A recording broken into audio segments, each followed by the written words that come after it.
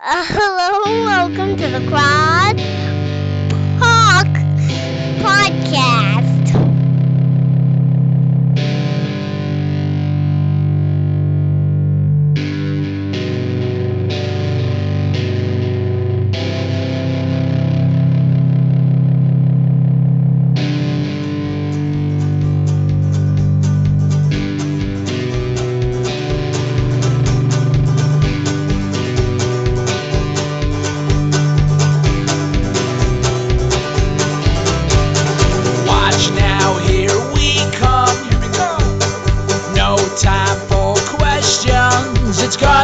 A beautiful day to start up a revolution.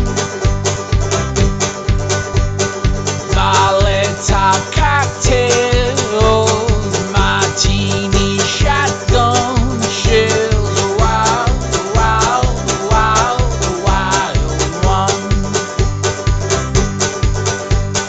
God forbid the cops get called. I say the more the merrier inside this free.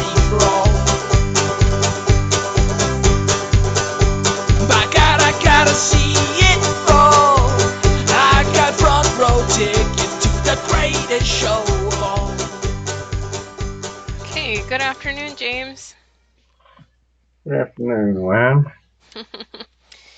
We are talking it once again and trying to build up a large backlog of podcasts for our listeners to enjoy in the coming months.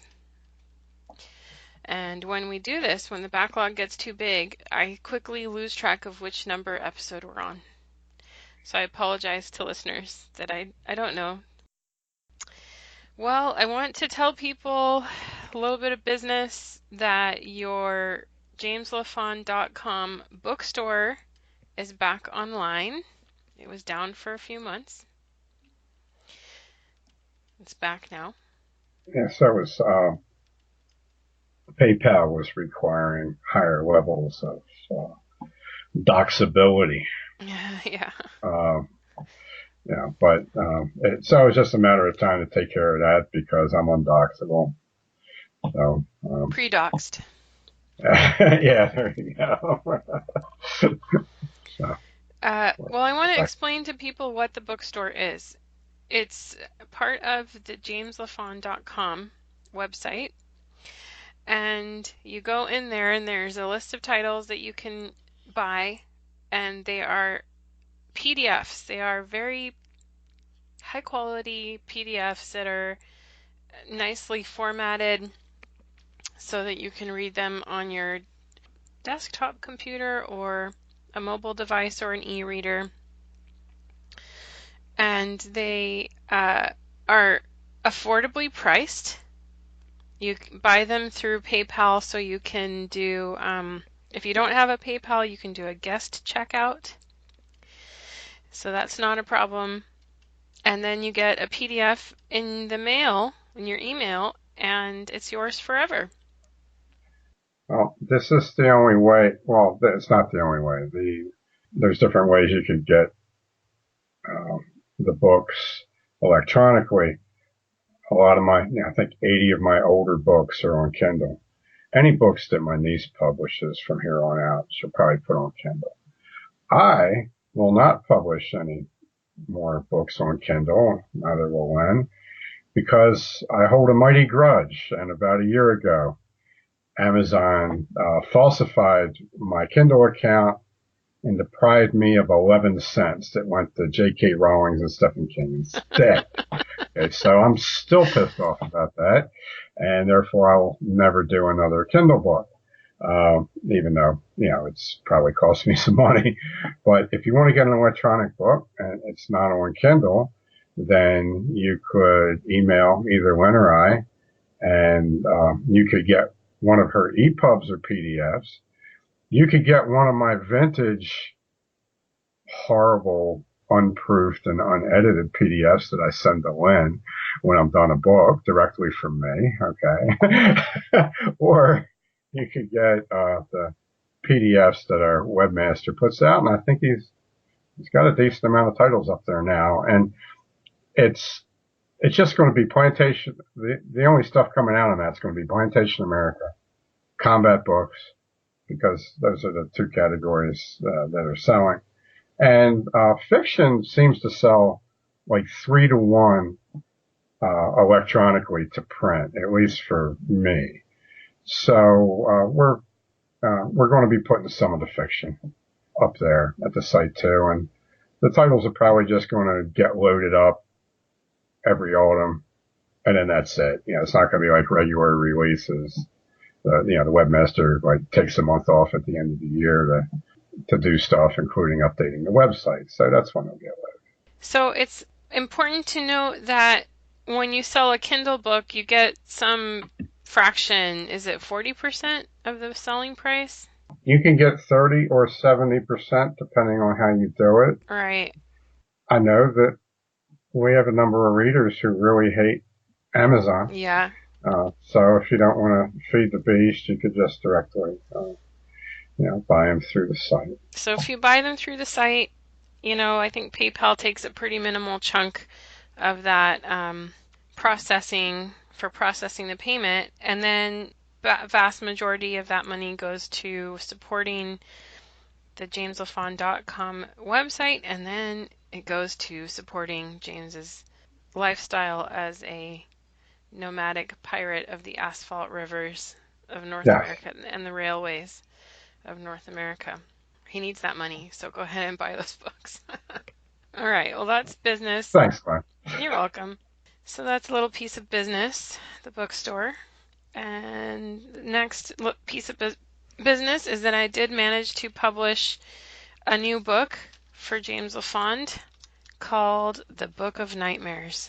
Yeah, I just decided to monetize my misery. I had a high fever for, about 10 days in March.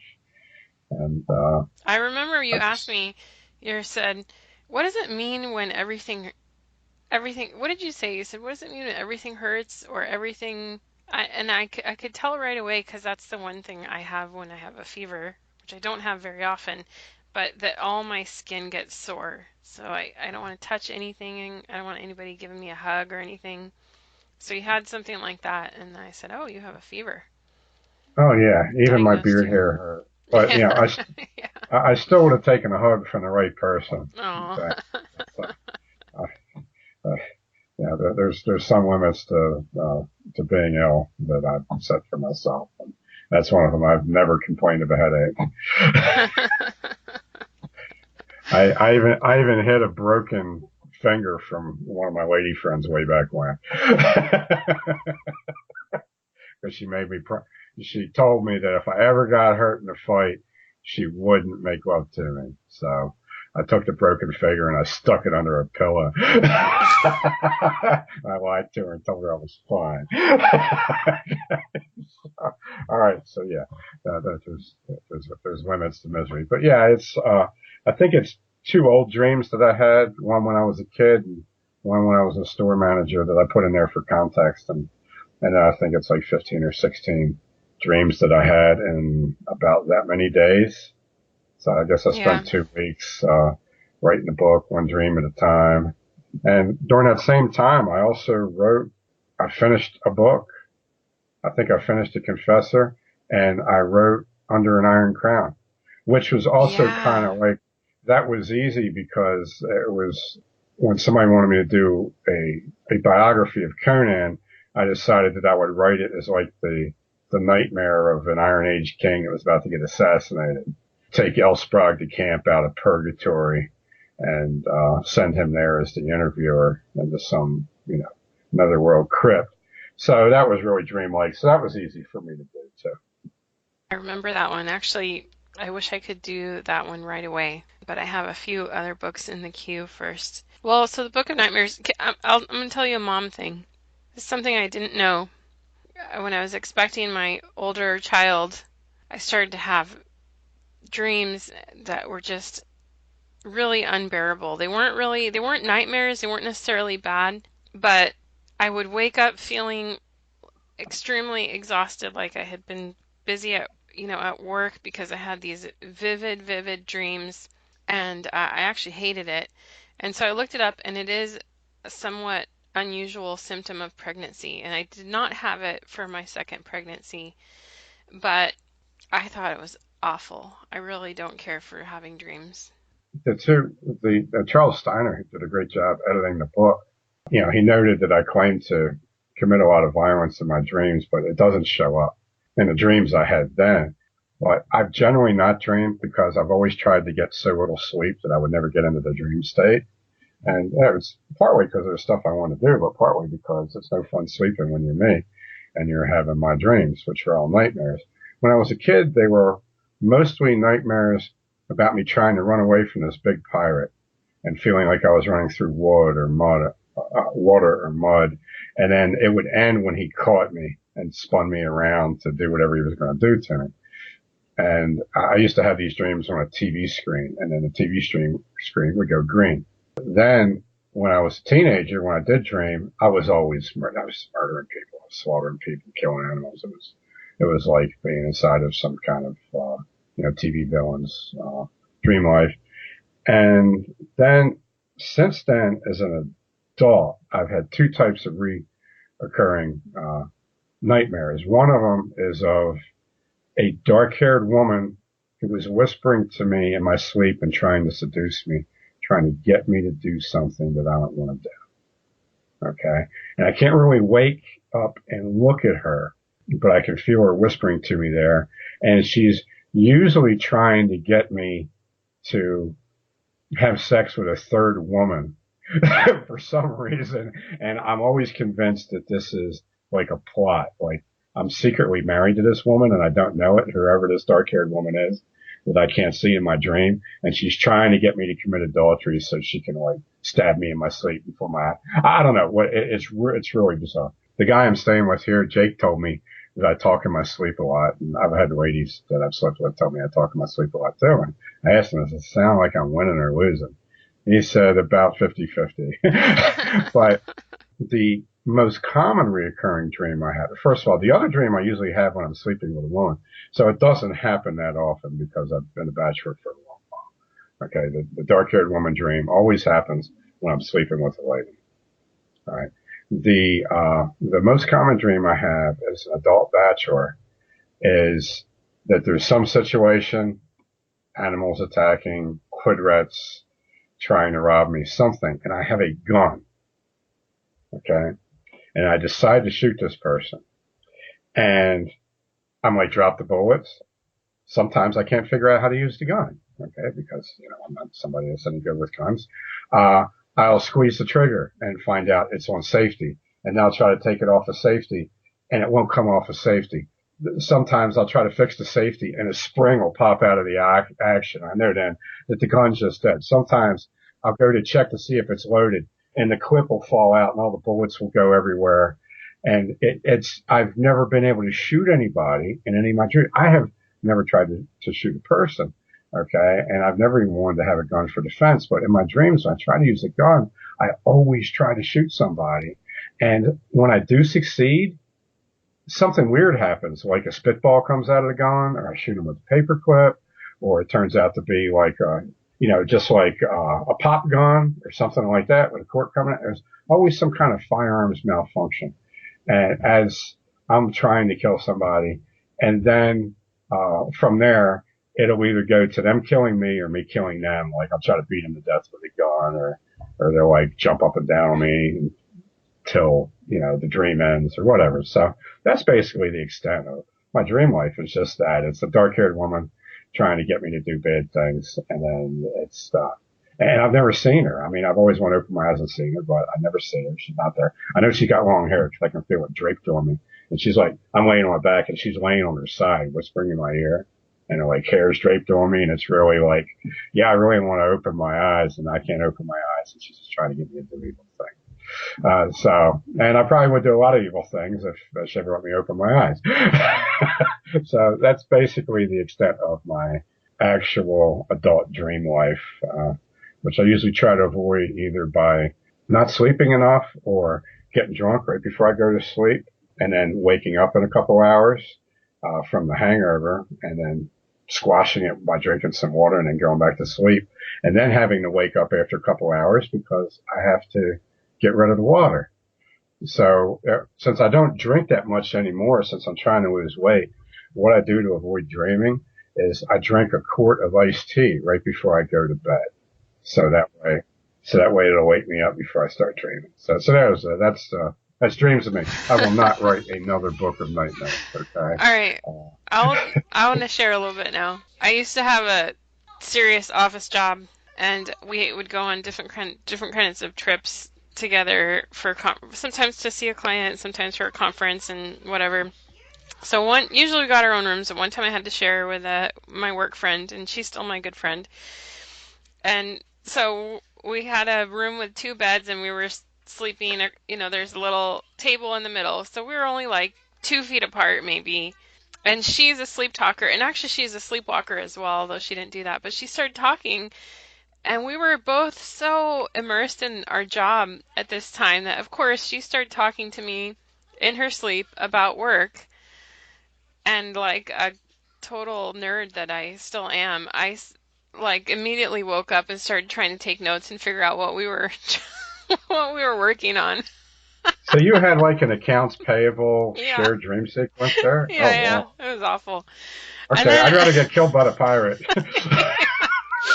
So finally, after just, it didn't take long, but I realized that she wasn't making any sense and she was actually just sleep talking, and I went back to sleep. But that was just, the pinnacle of my career. And then actually my younger daughter is a sleep talker as well. Not every night, but she does sometimes pipe up at night. It's cute. And nowadays I can dream. The times that I'm most likely to have a dream or remember it is if I wake up too early, like maybe I'll wake up at 5 a.m.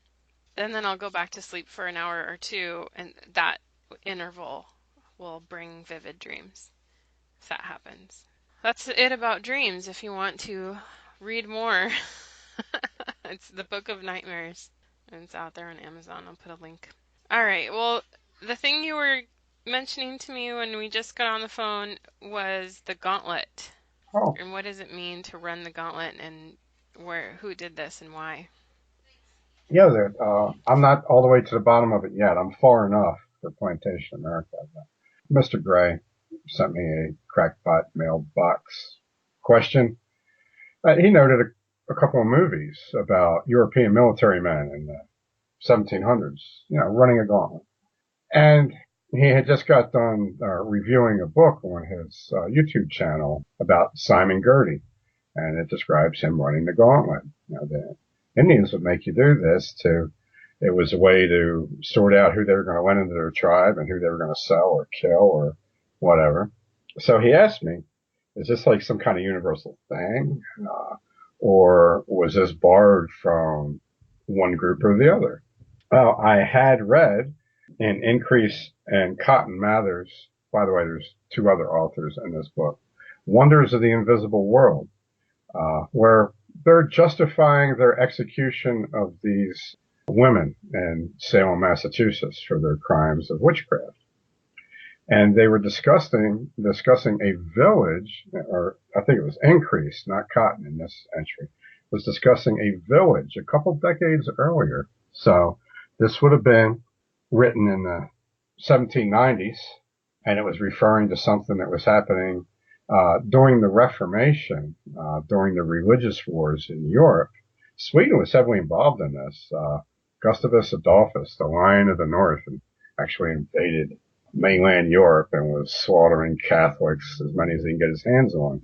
And his army, after his death, his army stayed there and continued to slaughter Catholics. In fact, they would even make Germans drink sewage. These Swedes were his 18,000 man army that basically was unbeatable in Europe at the time because it was a national army. But there was a village that the entire village was pretty much accused of being a home for witches. And this involved women, and it also involved children, just like in Salem. So Mather was drawing a parallel here. Instead of killing people, they made them run the gauntlet in Sweden. And in Swedish, it wasn't the gauntlet. That's an English corruption of the term. I was originally wondering if it was a British practice that the Indians adopted because of the term gauntlet. But the English term gauntlet was a corruption of gantelope, a Swedish term which I don't even know what it means. There's no record of European people being made to run the gauntlet by Native Americans until European people had already been in North America for a couple of generations. There is no record of this happening west of Mississippi. This was, even in Wikipedia, they would tell you this is strictly a practice of some eastern woodland Indian tribes. And I would guess that these are, well, one of these is the Iroquois, and the Iroquois were largely Caucasian from a very early date. And so this looks like it was something that was borrowed. And also, your earliest runaways would largely be sailors that ran away. Sailors had to go through these type of hazing. So it's interesting that you have a type of hazing that's used in European villages, European military establishments, and then ends up being used by mixed race Native American tribes as a method of determining whether or not they're going to adopt a European person into their ranks. Sounds a lot like Pirates in the Woods to me. You know, it's like every time you turn over a stone in Plantation America, some Irish guy comes squiggling out from underneath of it. You can't help it. We should call it like Irish face painted America. I don't know. Okay. I haven't read the whole, all the links that I've opened up, but apparently the Romans were doing this. Really? And I'll have to look into that and see how viable the source is. But I do know that a lot of Prussian and British military discipline, where they just beat the shit out of their soldiers as often as possible, was an attempt to reignite the old Roman flame for discipline and virtue in their soldiers. And, you know, the centurion was armed with a rod because his job was to beat up his soldiers with a rod who didn't do the right thing. Just like the ancient Hellenic judge of the athletic contest was armed with a rod, and if you started committing a foul, he just beat you until you stopped committing the foul. They didn't stop the fight. It was just like, until you stopped committing the foul, you were fighting two people, and one of them had a stick. So, no. So it may go all the way back that far, just as, you know, European mania for, you know, corporal punishment. Yeah, but specifically as either an initiation or a hazing or a test of character, not necessarily a punishment, you know, to keep soldiers in line, but some specific ritual. Like I've heard of the Navy. The Romans used it to keep soldiers in line. The Greeks used it as a type of sacred hazing thing. And then the Romans used it to keep people in line. And then your early modern militaries like the British and the Prussian, they used it to keep soldiers in line. And their soldiers were almost all slaves. They were either condemned criminals who were forced to put on the uniform, or they were people who, like the British Navy, 60 to 80% of their sailors were kidnapped. It seems like it was an attempt to, I wrote extensively about it at some point in the past. I have no idea what book it was in, but it seems like it was an attempt to reconnect to the Roman martial vigor when national armies started to be formed, because this isn't something that you would see amongst medieval Europeans. You wouldn't have like a duke, you know, whacking a lord or something with a stick, because then the feud would be on. Yeah, right. Swords. So it's something that's kind of like the early modern attempt to remake a civilization in a Roman way. Okay, I have noticed that we're going to go away from, well, I'll say one more thing from Gauntlet, is that I sent you the memoirs of John Stark, I think is the name, General John Stark, a Revolutionary War general, who was adopted by the Abenaki because they were impressed with him when he ran the Gauntlet. Yeah, the Abenaki were Catholic. For fun fact. Unusual. Okay. Well, you know, they were under French influence for a couple hundred years. Mm-hmm. It seems to be a great many of the Abenaki were the sons of French voyagers and French sailors and French officers and local women. And Yeah, it's another one of these mixed race Native American groups. In fact, when I saw the Abenaki gathered around the statue of Cornwallis that was being taken down, up there, in Brunswick, someplace in Canada, there was really nobody in the crowd of Native Americans that looked anything like people out here in the Rockies would think of as a Native American. It all just looked like a couple of Italians and a whole bunch of Irish people to me. So, Oh dear, it's funny. Okay, you have been doing these training logs where you have noted your diet and training exercises for each day. And I noticed you've been doing a lot of axe work. And so I wanted to ask you, I got curious because I know a little bit like when you chop wood, you use two hands on the axe. And so I was picturing you can't do that when you're on the phone, right? You don't have Bluetooth earphones hanging out of your ears. I still have my Obama phone. Yeah, your Obama phone. So please describe the axe as a weapon and how you train with it. It's something I've fought with and I've trained with. I'm not an expert on it. It's not my preferred weapon. When you use an axe and shield, you actually use the head of the axe to push a lot to make an opening and then come in with kind of a really small chop. War axes are really light for the most part. I'm using an axe that's used for quartering elk. It's a stainless steel axe that weighs about 5 pounds and it's about 26 inches long. I'm recreationally chopping into the top of the stump that Bob's brother-in-law cut this tree down, and I helped him trim it and drag it off. And the stump is going to have a birdhouse on it, so I'm smoothing it out by chopping into it with this axe, and I'm also using machete too. But to the axe, if you put two hands on a weapon that's not longer than you are tall, and the other guy has a handheld weapon, and he's got it in one hand, then your lead hand is gone. It's coming off. All right. If you come after me with a baseball bat with two hands, and I have even a baton, let alone another baseball bat, I'm using it with one hand, that front hand is gone. It's just pudding. It's smashed. Okay. It's blood pudding, and your skin's the sausage case. That's it. Okay. This shows you the suicidal nature of Japanese swordsmanship, where they fought with a sword that was a little bit shorter than a saber and they put two hands on it. That's a suicide attack. Okay. They're both dead. Now, Miyamoto Musashi, who was the best of all Japanese swordsmen, said that they were all idiots, that a sword is meant to use with one hand. If the sword is too big to use with one hand, then get a smaller sword. So he used a big sword in one hand and a small sword in the other hand. This is really important. Anytime you're using an extension weapon, or an edge weapon, and particularly an extension weapon that's edged, like a sword or an axe, you need to get your heart as far away as possible, your spleen, your left lung, as far away as possible.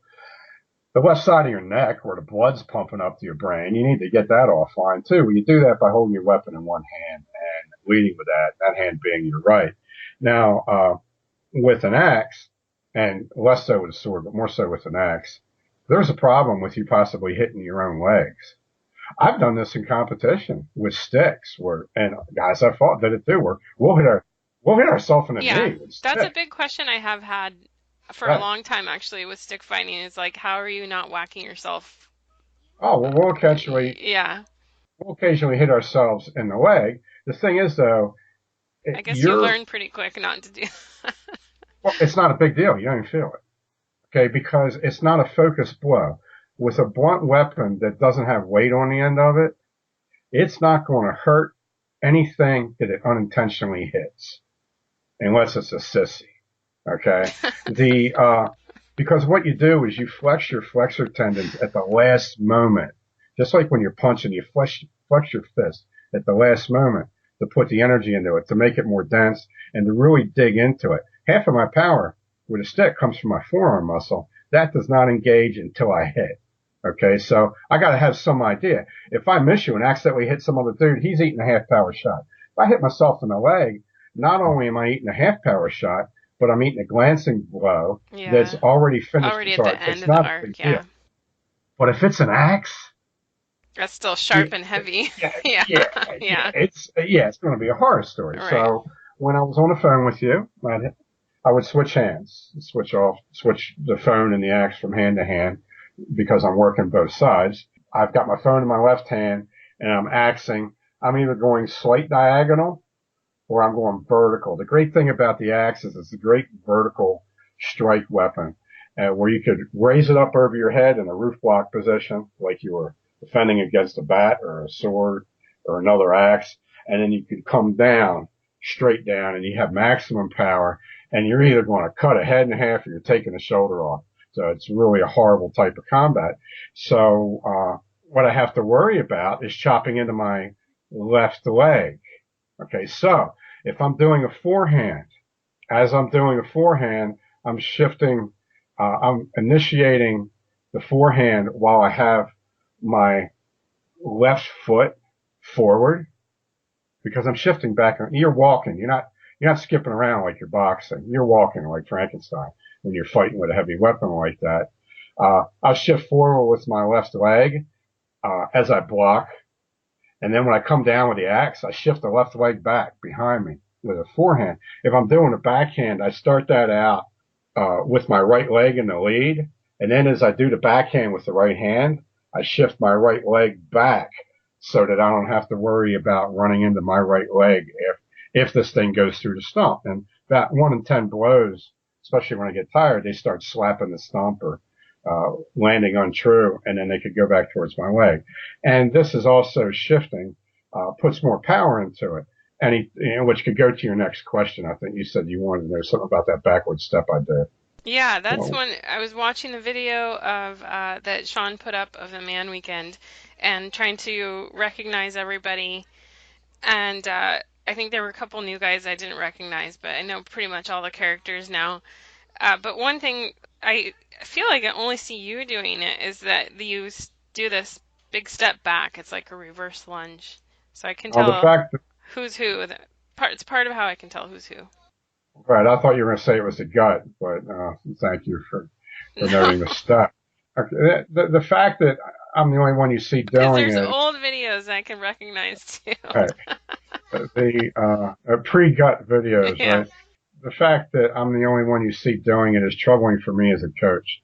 And I guess means I'm not getting the point across yet. But these guys are young and aggressive. They still just want to get in there. And there's two kinds of shift. Imagine if you're standing fighting and you have your right foot forward and you want to advance and using a weapon and you advance from out of range. Then the best way to do it is to shift your left foot forward in front of your right foot, not step and drag like you would in boxing. Because then that gives you an option, once you've done that, to either shift back again, okay, or to step forward with the right leg. And this could go into, if you acquire Filipino martial arts instruction, and all these guys are going to tell you they've been in death matches in the Philippines, and, they've all broken their fingers in stick fights, and they've probably broken their fingers in stick drills, not stick fights. But the way you could tell that a guy hasn't been in real stick fights, and if he hasn't won, or he hasn't done it without armor, is that he teaches you that when the other guy with a stick swats at your knee, that you block it with your stick. That's how you know you're not dealing with a competitive stick fighter. Okay, so, Lynn, if you and I are stick fighting, and you know that I'm going to block your knee strike with my stick, okay, you just know if I go for James's knee, he's going to bring his stick down, and he's going to block it. Then Well, I fake a knee strike and whack you in the head. right, and you just whack me in the ear. And what's really beautiful about that is I can take a full power knee stroke from a man, okay, and keep going, okay, because knee strokes with sticks do not disable you. Okay, so I actually begun stick fighting, winning a lot by just standing there and taking the leg shot and whacking the guy in the head. Okay, and then this is so weird that I'm learning about this, but this is where what you did in the Drunken Agon, where it was Charles Charles was He was using baiting his you with his leg for knee, bait, right? right? Because he wanted to get my head, and for some But he was reason, too slow to get your head or something. well, see, He was drunk. it was an experiment. Arik was sober because that's when he was still a slave. That's before he got divorced. Okay, Arik was sober, and his wife wouldn't permit him to drink. So we did and we only had 3 guys for Drunken Agon. So we did a controlled experiment for your safety. So you would know what would happen in case you were fighting drunk. So Arik's sober. He does better than normal. With a knife, he's killing me when I used to kill him. Okay. And he's fighting even with Charles with the knife when Charles would usually slaughter him. And Charles was mildly buzzed. I was completely trashed. We had professional alcoholics monitor us and tell us when to cut off and when to have another drink and everything. I was annihilated. I didn't have another drink after that fight, and I was still drunk 14 hours later, okay?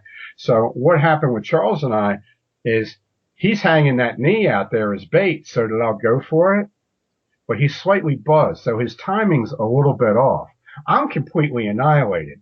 So it actually resulted in a restoration of my rhythm, okay? I guess like the Irish Negro in me started rising up from my lip. You couldn't resist the leg, right? Because I was totally impulsive. I was just like, burn. You're hanging it out there. I'm hitting it. So this is like Benny Leonard, the best lightweight in history, said that the toughest fighter to fight is a stupid fighter because when you throw a feint out there, he doesn't see it. He just attacks.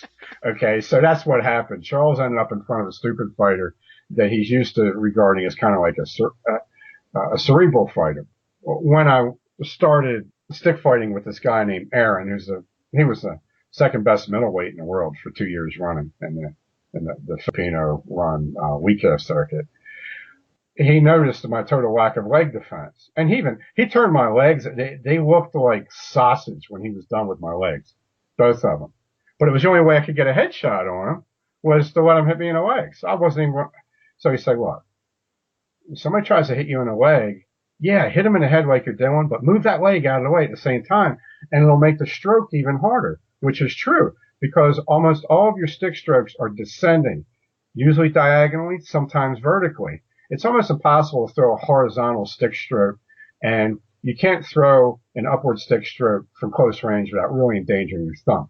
So when you put a leg back, and I learned how to, this guy could shift like Spider-Man. He could like do splits and stuff like that. I could never do that.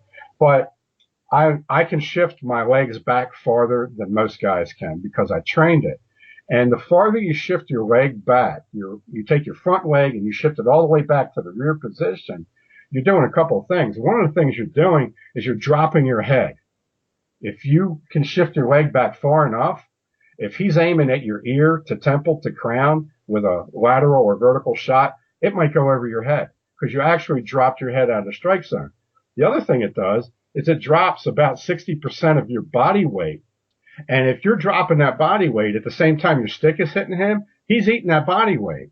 So you're avoiding the leg shot, shifting it back.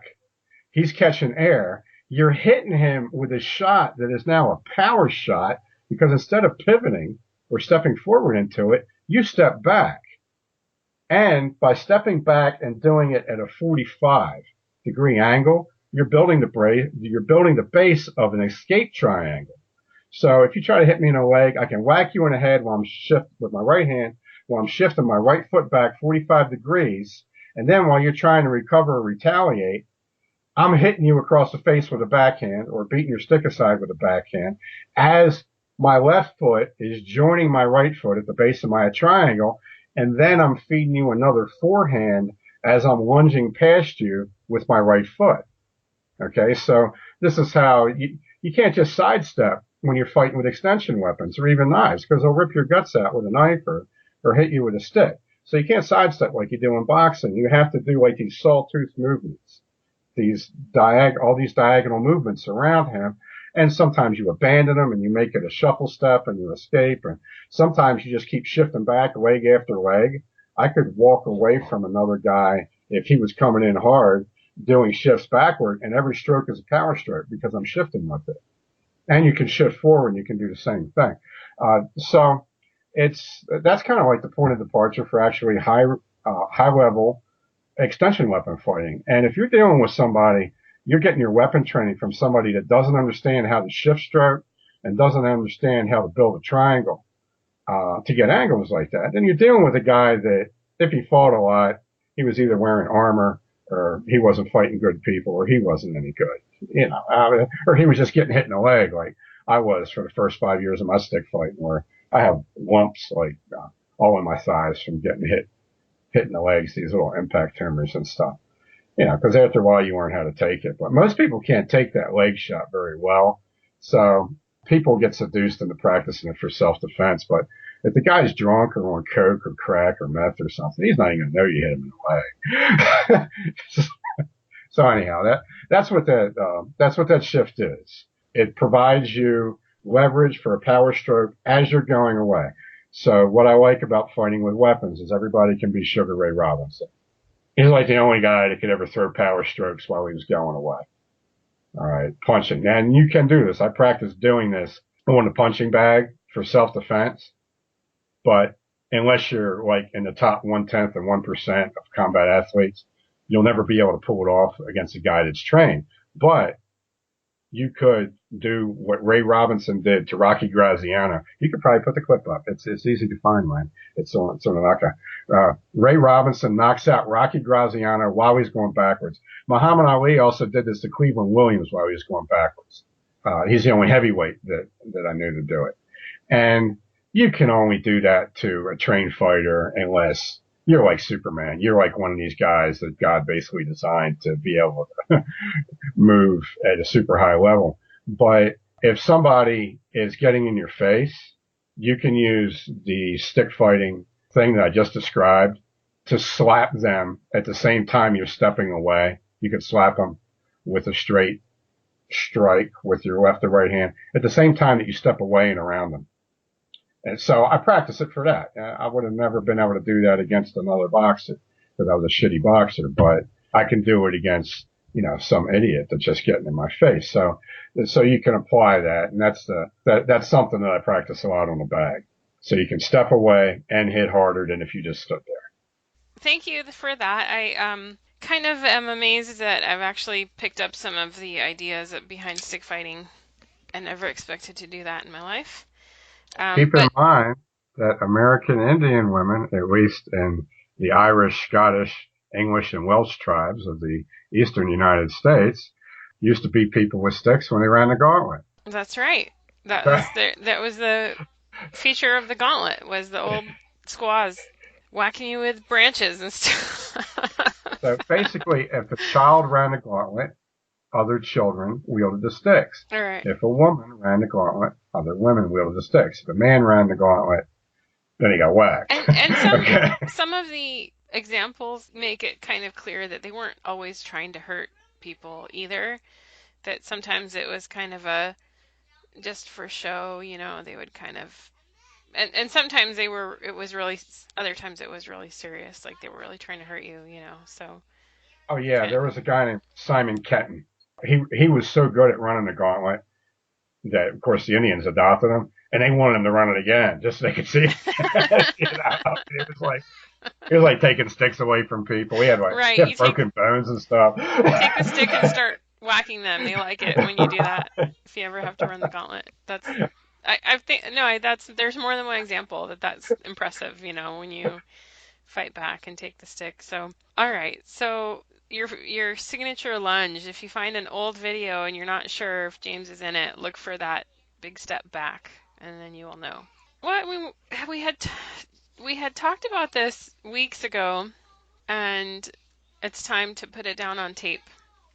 All right, because this is an issue that needs to be solved. The American people need to know how to evaluate crimes.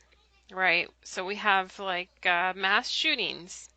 What is a mass shooting? I think it's something where maybe 3 or 4 or more people get attacked or injured or killed, and that's a mass shooting. And these things, sometimes they make national news, sometimes they don't. It's kind of mysterious. We don't really know why.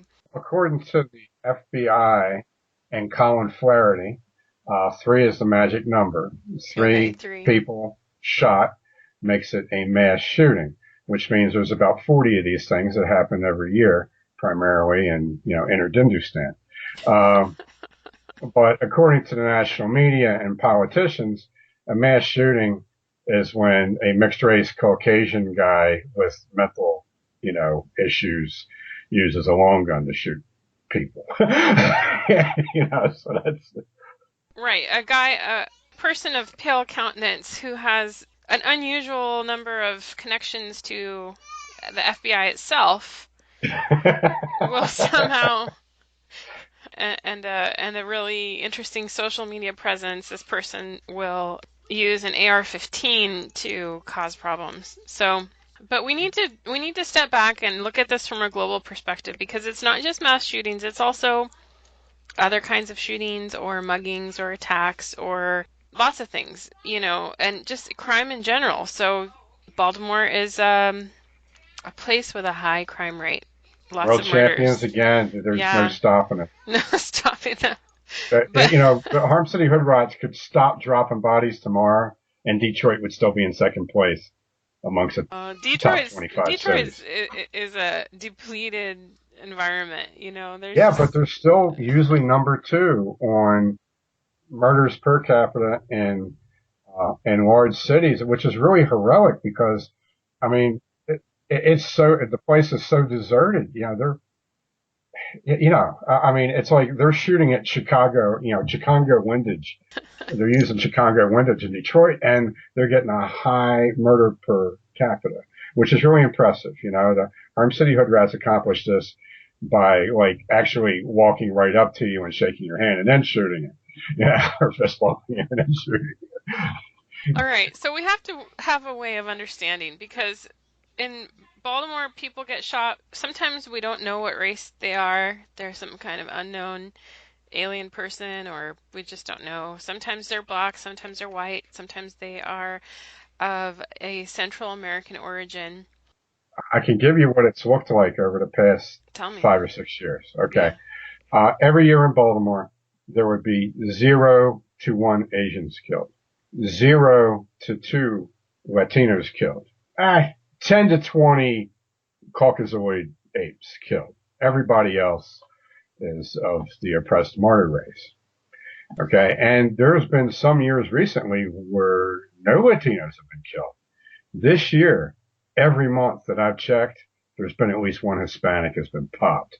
And this is the biggest demographic change. It's still a tiny blip compared to how many brothers are buying it out there. Okay. But the fact that so many more people all of a sudden in 1 year from Central American countries and Mexico are all of a sudden showing up dead in Baltimore when this never happened before. They're showing up dead, but they're also doing the crimes too. Before you found these people on I-95 and they were involved in the MS-13 drug pipeline up to New York. It wasn't a Baltimore thing. It was an interstate thing. But now it's in Baltimore City. So this is huge. This is really huge news. So here's what we're going to do, James. We're going to try to put together some criteria. We're going to put together a scale, and things that you have to consider when you're evaluating the importance of these crimes. Okay? We want to evaluate the social and cultural impact. That's right. Of these crimes on sissy America. You're asking, is it going to make the national news? Is it going to trend on Twitter? Is it going to cause celebrities to express emotions? Right? How do you know? How do you figure out which is which? Right? So we're going to do it. Could we use like when I get injured and I go to the doctor, they say pain scale 1 to 10. Could we use like a social pain scale? Social pain scale 1 to 10. I'm used to answering those questions. Number 1 is like, I feel fine. I don't notice. The pain is not severe. Number 10 is agony. And number 10 is agony, the worst possible pain. Okay, so network news, that's going to be a 10. Right. Right. Network news is a 10. Local outrage, I guess, is a 9. Right. Local news outrage, maybe local media would be a 9. Okay, And the 1 is like, basically, if you want to know about it, you have to go to the Baltimore Murder Map website and figure it out yourself because there's not even going to be a local news story on it, right? Well, I would say right out of the gate here that 5 and under means you deserved it. Okay, it's good. That's all right. It's about time they start getting some of it. Okay, so we're gonna start with some hypotheticals, and then we're gonna move on to some examples of things that have happened. So, for example, there's thousands of these, and I can't name them, but Hoodrat number 1 kills Hoodrat number 2. Both are of the oppressed race, melanated individuals, probably less than 25 years old, both men. This is a 6. This is obviously a 6 because this is a tragedy. Jerome didn't deserve it. He was in the process of taking his application to Essex Community College to sign up for remedial math and English instruction. He was going to be a lawyer, possibly a brain surgeon. So, it's a tragedy in the aggregate. Once a month, the mamas will get together and they'll say something on the news, but Jerome gets lost in the crowd. He's up there next to Wantrice, Deontay, and Tyrone, and they're all kind of mixed together. It's like this one victim persona. So he kind of gets lost. But it is a tragedy, and it'll make the local news in a place like Baltimore. Yeah. All right. And he was, especially particularly since he was headed to college directly. That's right. From the street. What if he had a mixtape? If he had a mixtape? Or no, sorry, a demo. No, it's a 7. I don't know what it is. When you have a rap album. No, when War Scooter. SoundCloud. Okay, when War Scooter, the rapper, okay, who was shot, his gravesite is actually pictured on the cover of Habitat Hoodrat Yo Nation, okay? There was with one. all the balloons and everything, Yeah. and the liquor bottles on the sidewalk next to the Indian liquor store that he ran into with his car after he ate half a clip at the intersection. Yeah, now that's not only going to make the local news, it's going to be rehashed. There's going to be print and newspaper stories. This is actually, now, it'll make the local news media and not make the paper. Okay. When the paper doesn't cover it until it's like a 7, because then it's something that's worth an article. And, so just being a rapper, for instance, the one guy that got killed out in L.A. Nipsey Hussle. Right, Nipsey Hussle. I mean, that was also that actually rose to the level of a national tragedy.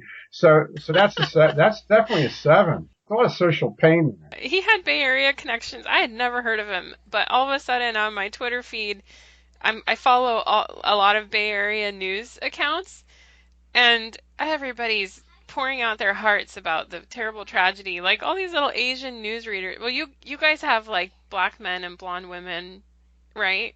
We have these tiny little Asian women that read news. So around here we put them on the street, or in Baltimore they put them on the street. The cute little Asian girl, they put her on the street. Oh. Yeah. Well, there was one that was putting pictures of which dress should she wear, and I looked at the picture and said, what a nice long dress she's got. It goes past her knees. I wonder where you can buy a dress like that. And then a minute later I realized this girl is not even 5 feet tall. I will never find a dress like that because I'm taller, much taller than that. So so you're talking about if he's a rapper, because if you look at it, just like in literature, the most published book is the Bible. Everybody recognizes the Bible. If something happens to the Bible, even people who aren't Christians get upset. And the most published type of music in human history is hip hop. It's rap, so it strikes a lot of people deep. I mean, this is like, that music form is at the core of sissy America. It's like our spleen. So it's like getting punched in the gut.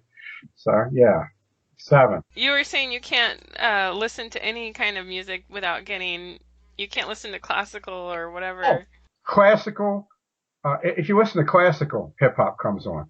If I listen to Audio Slave or other depression rock or death metal or anything, hip hop comes on. It's like you got a guy singing mournfully about committing suicide, and then like the next song up in the queue is about some hedonist singing about like slapping people and shooting people. Right. It makes no sense.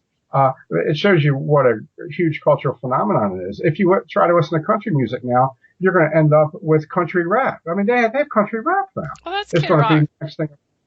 Yeah, it's going to be the next Yeah, thing up I'm in the okay queue. with Kid Rock. No? But he's a white guy and he's kind of redneck and allegedly somewhat Yeah. conservative. Now, there's a new thing that I recently listened to in a steakhouse. It's actually country rap. And it's like on country stations in places like New Jersey and Maryland. Yeah. I mean, and on feeds that go to like these eating establishments, and half of the country songs at Texas Road Steakhouse in Hunt Valley, Maryland, they come up as half of them are hip hop country. Yeah, Oh, I mean it's like it's not a redneck guy. It's it's a melanin neck guy. You know, okay, now what if the perpetrator is the same, a young hood rat of melanated appearance, but the victim is a young white man, like maybe a tourist when was it like a St. Patrick's Day where they cornered a tourist and mugged him and made him take his clothes off?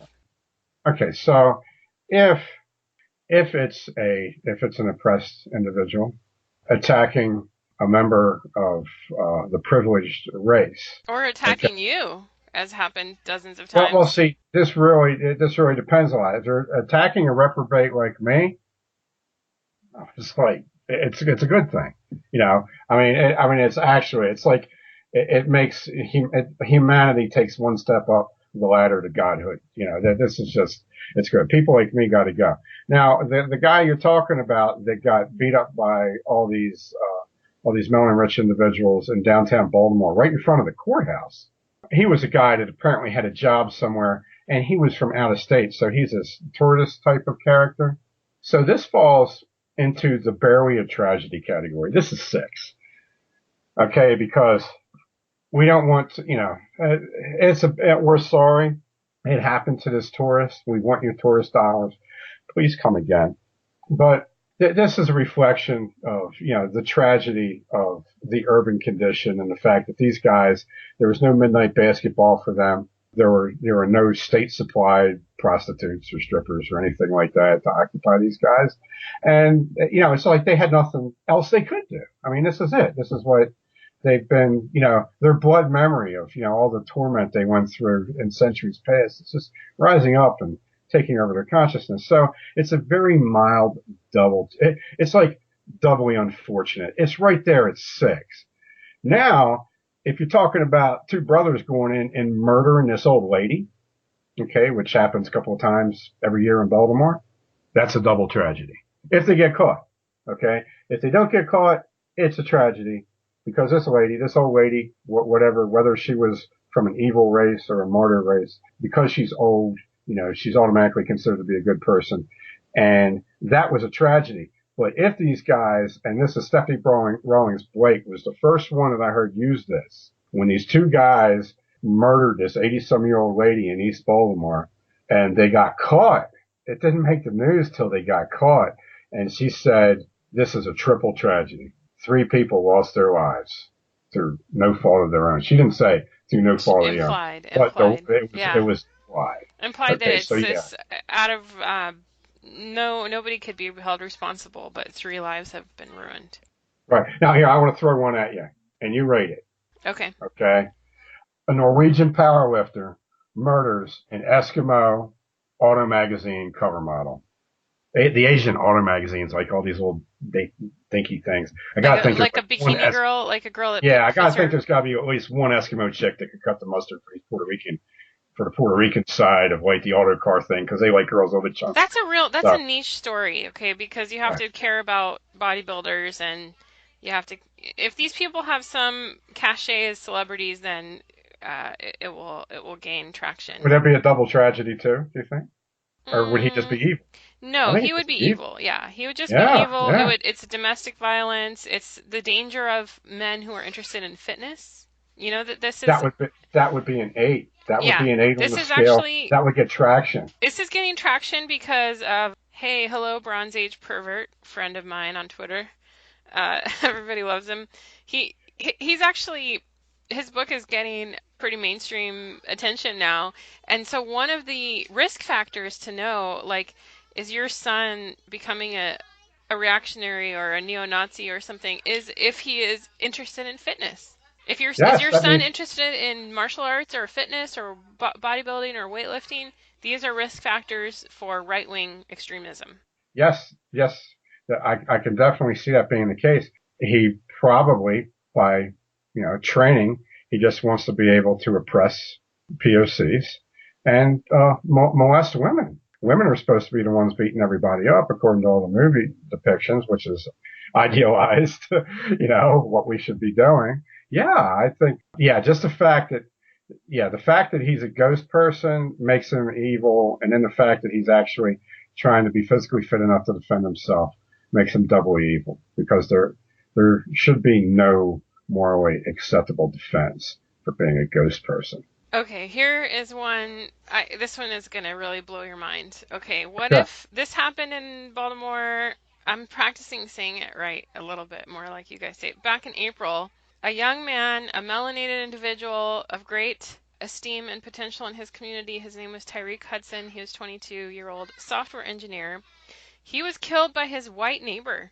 He and his neighbor had previously complained about him, and his neighbor looks like a really crazy hobo or something, and one day this guy just shot him. I mean, this is like... That should be a 10. Yeah, that's a 10 to me. I think there's something wrong with the calibration of the media. They're slacking a little bit here, because that should be national news for like a month running. Right. It didn't get national coverage, but yeah, it was sad. Yeah, sad story. So it does happen. It's pretty, and that's the thing too. It's like man bites dog, right? They're looking for the great white defendant. I think it didn't gain very much traction, probably because the white guy that did it just is obviously... He looks like some weirdo type. Yeah, it's not like a guy in a khaki pants and a polo shirt with a really good haircut, Yeah, he's got to look like he could maybe be Michael Douglas's stand-in stunt double for Falling Down. Yeah. Right. That's a good point. So now I think it was a 10. Maybe I'm being a Puritan here, but yeah, I guess because he was kind of a scraggly looking white guy, it could only be a 9. Yeah. All right. So there's that one. Here's something that couldn't possibly ever happen.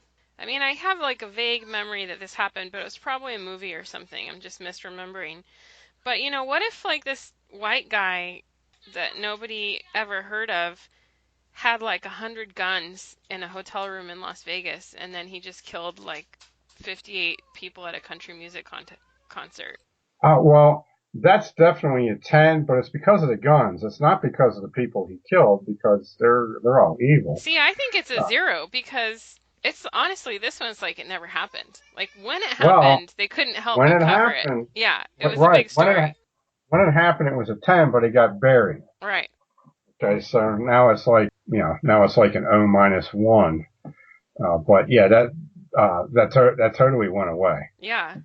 That's one of the really maybe it was amazing, your imagination. It was my imagination, right? That couldn't have happened. Like a guy just killed a bunch of people, and then it was all investigated, and we just decided, yes, he killed them, and don't really know why. Not a good reason to be uncovered.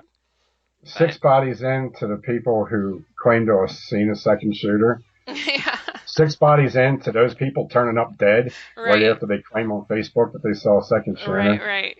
Disappearance of the hero security guard that got shot. That's a shut it down scenario. And most creepily, the video that one of the readers sent me about these 4 paramilitary goons with an empty stretcher entering a hotel to go up into the residency areas and pointing their little machine guns at the people at the crap tables and tell them, like, get down and stuff like that. It's like, what? That's when I decided I was not going to be entertaining any more information about this. This had to go away. Agreed. So let's forget all about that. I'd like to think it went away because my friends at the Nazi surveillance army probably said, you know what? This isn't going to be any fun because LaFond's probably so scared to death now to even cover this. There's no sense. We might as well just bury it. Go into something else. It's one of those things where it's just a nothing to see here. Like, hey, it happens. A guy just had a lot of guns in his hotel room, but he only used one of them and somehow shot people, hundreds of yards away. Well, anyway, forget about it. No, nothing to worry about. There was also a Navy SEAL I saw on a YouTube channel actually explained, he was a former Navy SEAL. He said, this would be impossible for me to do. I mean, I'm like the best, assault rifle handler on the planet, and this would be impossible for me to do. I couldn't do half this much work in that amount of time. I'm a retired bookkeeper and housewife. So for me, a big project is like planning a holiday meal and have to think about who is coming, how many adults, how many children, how many chairs, what size of a turkey, which size, I got to plan for weeks. Honestly, I make lots of lists and plan for weeks. So like, I don't know anything about guns, but this guy had a lot of heavy things in his room.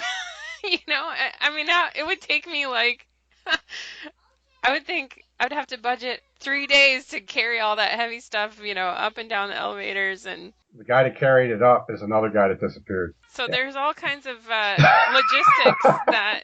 So what we're getting at is really, it depends on the will of the media to push it.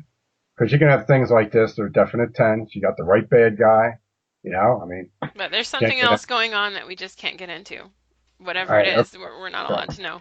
Yeah. Well, what about this? What if all parties are melanated, but the aggressors are also wearing blue uniforms, as what happened a few weeks back in Philly, where there was this day-long standoff and gun battle between some kind of a crackhead in his apartment and the cops.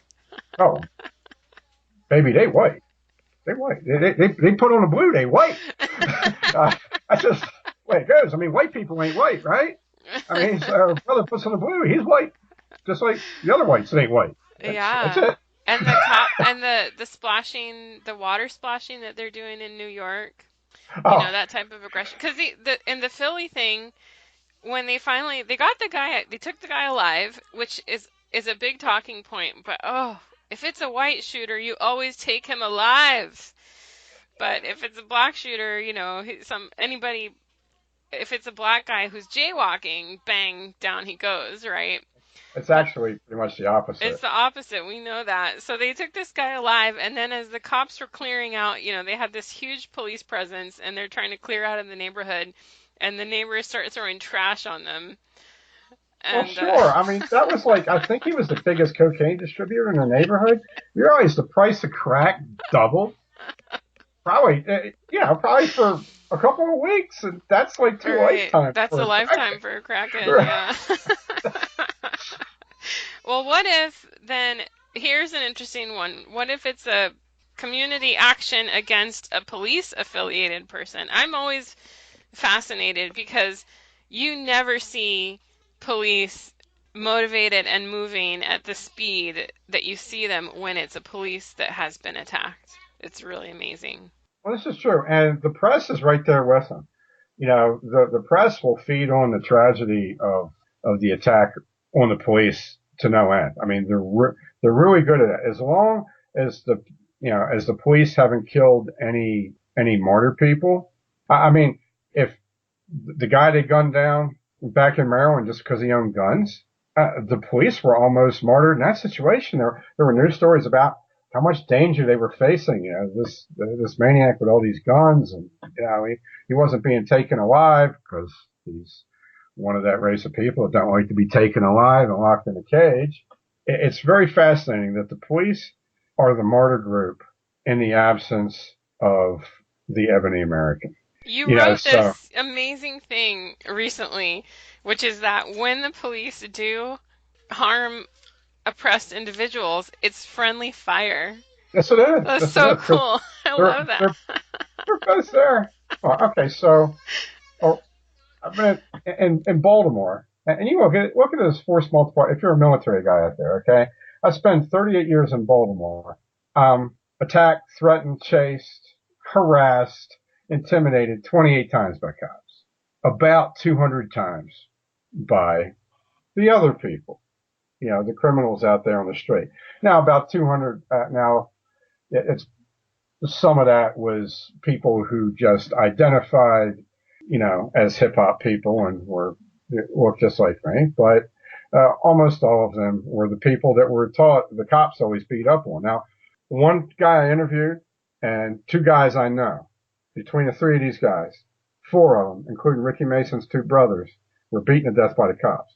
These are all Caucasian guys who were beaten to death by the cops or strangled by the police in the Baltimore area.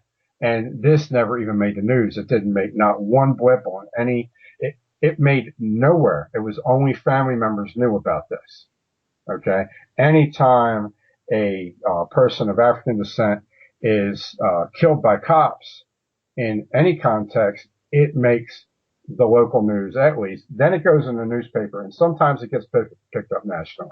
Okay. But when cops kill a paleface, it doesn't make any news. Not the local paper out in Essex, not the local TV news stations, not the local network TV news stations, not the newspaper, nothing.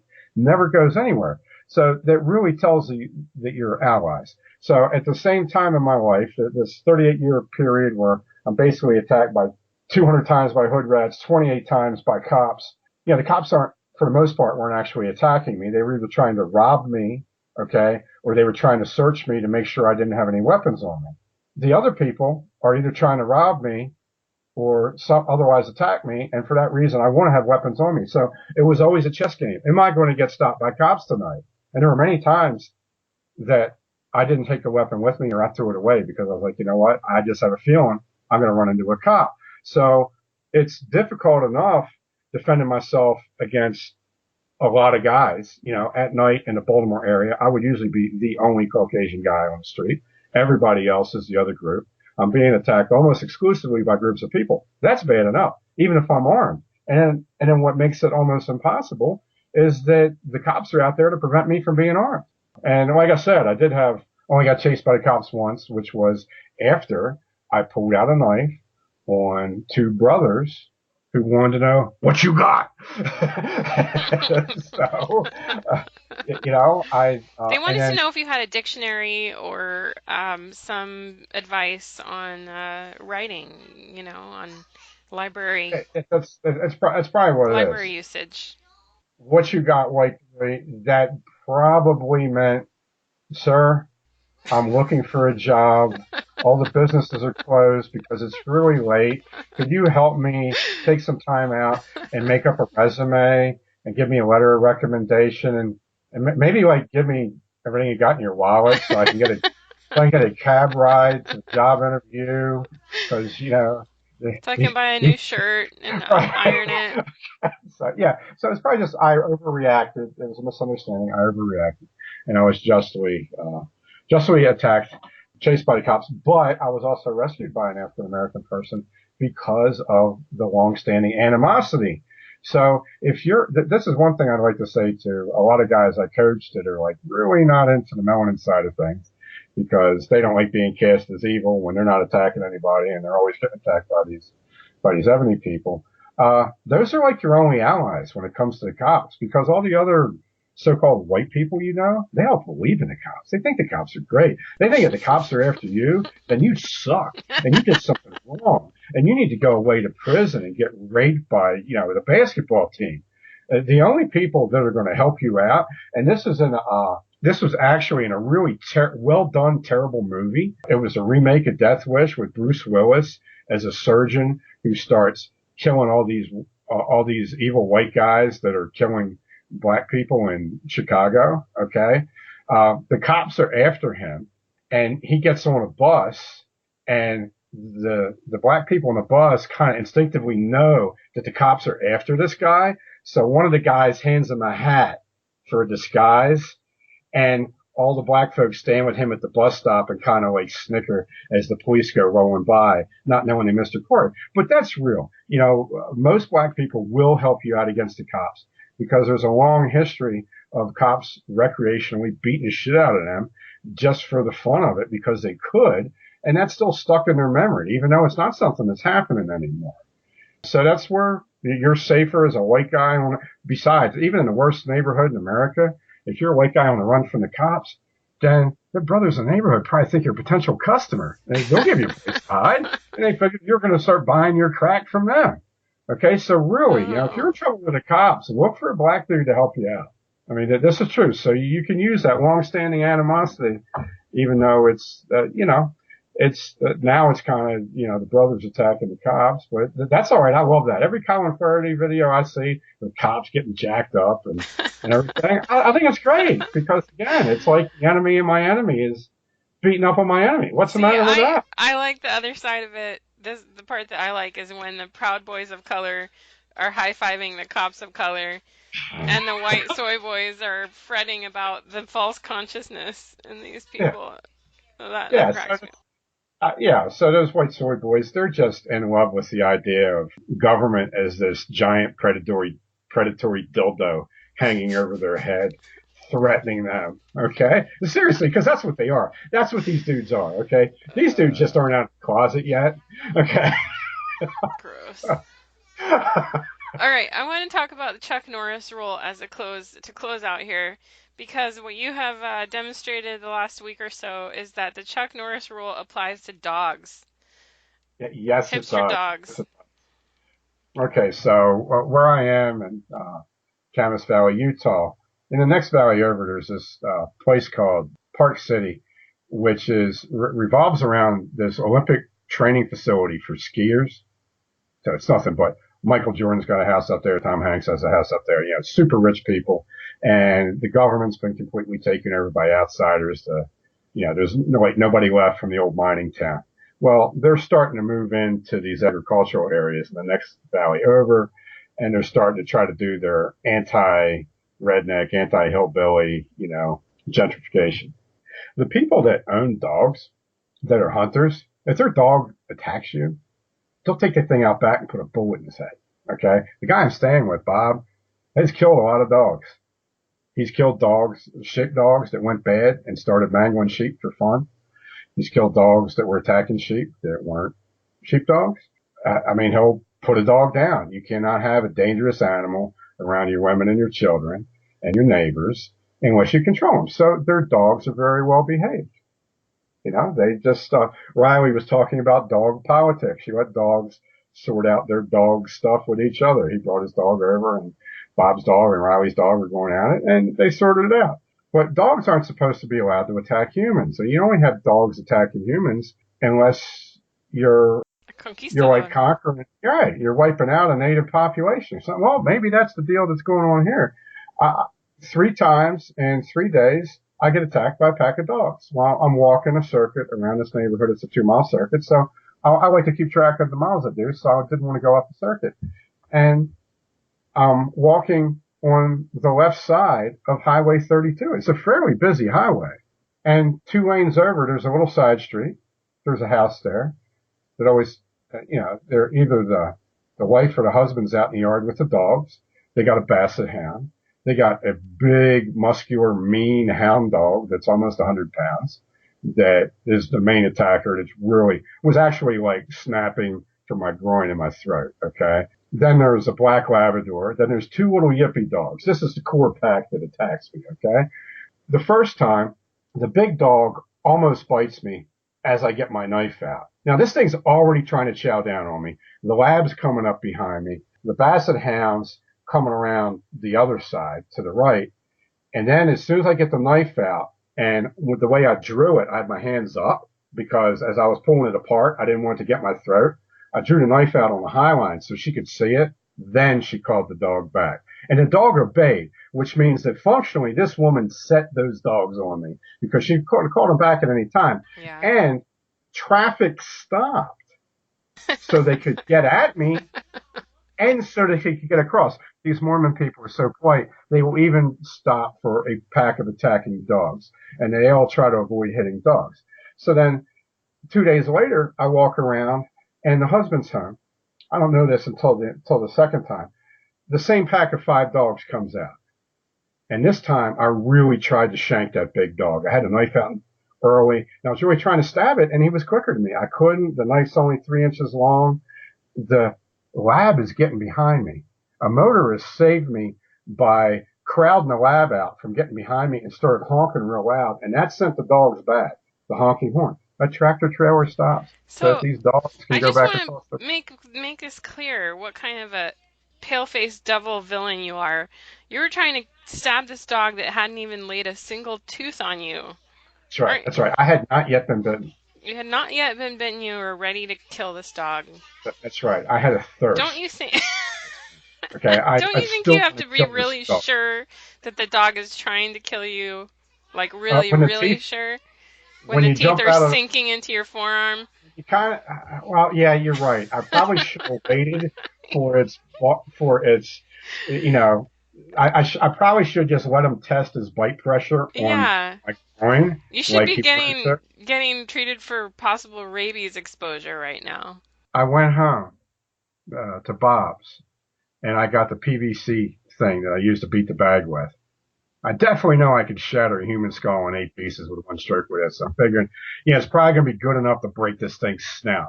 So I get that, and then I'm still walking the same route. I didn't go back looking for trouble. I decided I was not going to go off this route. I found this beautiful 2-pound round stone, a little bit bigger than a baseball. And I was like, my Neanderthal days are over. I can throw. I'm an anatomically modern human being. I'm going to crush this thing's skull. So I walked down here, and not only are these 5 dogs charging across the street at me, but this guy's got 3 other hound dogs that are about like 70-pound dogs running behind him. I'm facing a pack of 8 dogs, and he says nothing to call him back. Traffic stops. Okay. And I just stood there and waited, and I hefted that stone in my hand, and the dog didn't come quite as close. He got like 5 feet away, but I felt like I was good for caving his head in right there. I gripped it for the throw, and right then I learned the dog's name, Max. Okay, so again, it was okay with this soy boy that 8 of his dogs chewed on me. Okay, and okay, in their mind, it's because they haven't touched you. The dogs haven't touched you yet, so maybe they're just coming to say hello. Maybe they just want to lick your face and give you a big hug. I think it's passive aggression because they let these things risk their lives running in front of dump trucks and tractor trailers. Yeah. That had to put on their air brakes to stop, to not run these things down. They're charging across a busy highway at me, and it's okay I think this is passive aggression. I think this is what they're just kind of like making their mark as non-physical people. And I could tell he's a faggot by the way his voice cracked when he yelled Max. I mean, how does your voice crack when you're yelling Max unless you're a 13-year-old boy? Okay. So what my plan is the next time they attack me, the Basset Hound's been getting pretty good getting around behind me. It's the only one I think I can catch. At this point, I just want blood.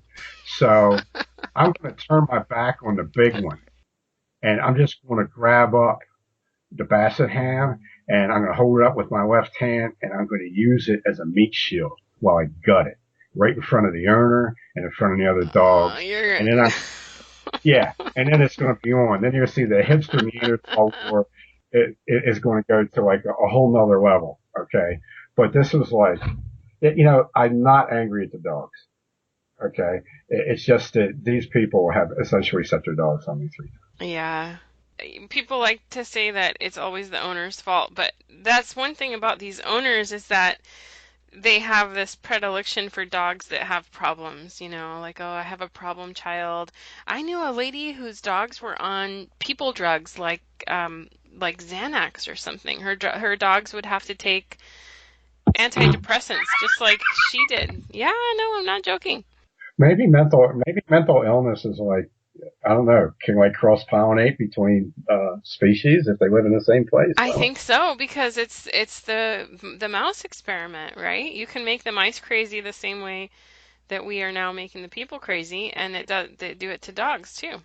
I tell you, I'm not looking for trouble. I'm actually going to try not to take that walk again. I'm hiking in the mountains instead. That's nice. Okay. Yeah. But if it's a rainy day and I need to take a walk and the dogs come after me, the Basset Hound is toast. Yeah. All right. That's that for that episode. Whatever number of episode that was, Crackpot Podcast. with LaFond and Lockhart. Thank you.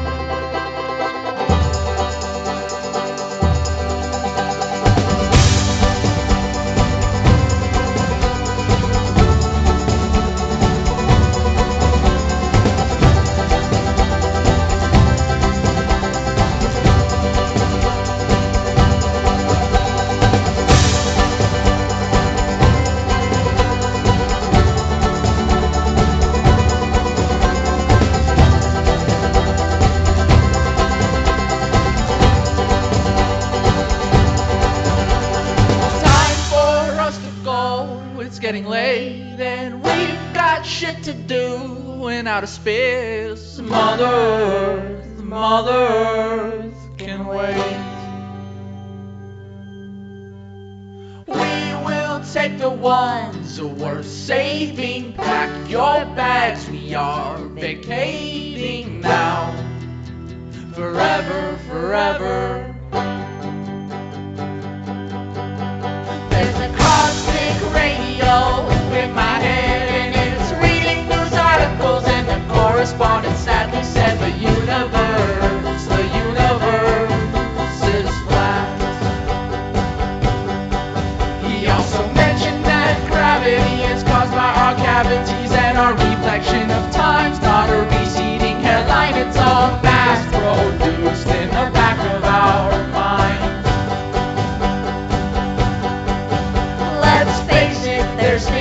There's some things that we will never know, and I don't ever want to know. And so it goes. Let's fuck it up, let us run amok. Let's do the things that we want to do. We're animals after all.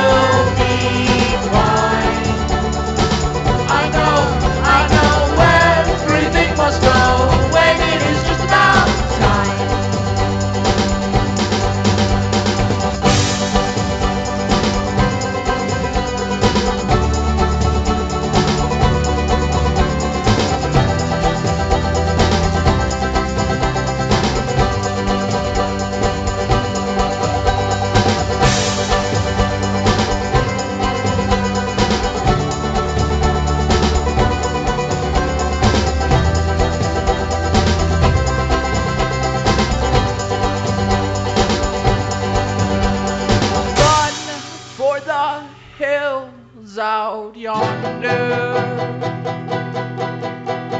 through the traffic and the people too. Boy, it really makes me wonder how we enjoy fucking people over. You used to be happy once.